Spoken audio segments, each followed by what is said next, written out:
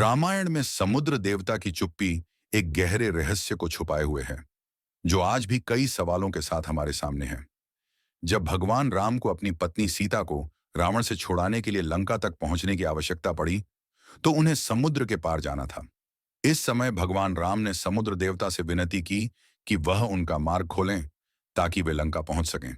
लेकिन समुद्र देवता, जो सामान्यतः भगवान की उपासना करने वाले भक्तों के आह्वान पर तुरंत उत्तर देते थे, इस बार चुप रहे। भगवान राम के बार बार आह्वान के बावजूद जब समुद्र देवता ने कोई उत्तर नहीं दिया, तो भगवान राम बहुत निराश हुए। इस निराशा के बाद भगवान राम ने समुद्र के ऊपर अपनी धनुष बाण से हमला करना शुरू कर दिया। तब समुद्र देवता ने प्रकट होकर भगवान राम से कहा, हे राम, मैं तुम्हारी मदद करने के लिए तैयार हूं, लेकिन तुम्हें खुद ही इसका समाधान ढूंढना होगा। समुद्र देवता की चुप्पी का एक गहरा धार्मिक और दार्शनिक अर्थ है। वह इस बात को दर्शाना चाहते थे कि भगवान को किसी को भी बिना प्रयास और संकल्प के आसानी से कोई चीज नहीं मिलती।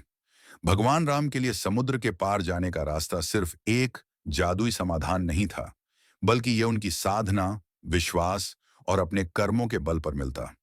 समुद्र देवता के मौन ने भगवान राम को एक महत्वपूर्ण संदेश दिया कि हर समस्या का समाधान आत्मविश्वास और कर्म से ही मिलता है, न कि केवल किसी देवता की कृपा से।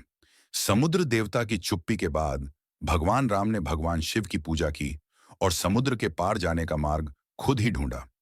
भगवान राम के द्वारा बनाए गए पुल को राम सेतु के नाम से जाना जाता है। यह न केवल भगवान राम की साहसिकता और धैर्य का प्रतीक है, बल्कि यह समुद्र देवता के मौन का सही उत्तर भी है। समुद्र देवता ने जानबूझकर भगवान राम को यह अवसर दिया ताकि वह अपने आत्मविश्वास और प्रयासों के बल पर सफलता प्राप्त कर सकें। समुद्र देवता की चुप्पी को अगर हम समझें, तो यह हमें यह सिखाती है कि जीवन में किसी भी समस्या का समाधान केवल बाहरी सहायता पर निर्भर नहीं होता, बल्कि हमें अपनी मेहनत, संघर्ष और विश्वास पर भी विश्वास करना चाहिए। भगवान राम की तरह हमें अपनी आस्था और कर्मों से ही किसी भी मुश्किल को पार करना चाहिए। यही है समुद्र देवता की चुप्पी का असली राज।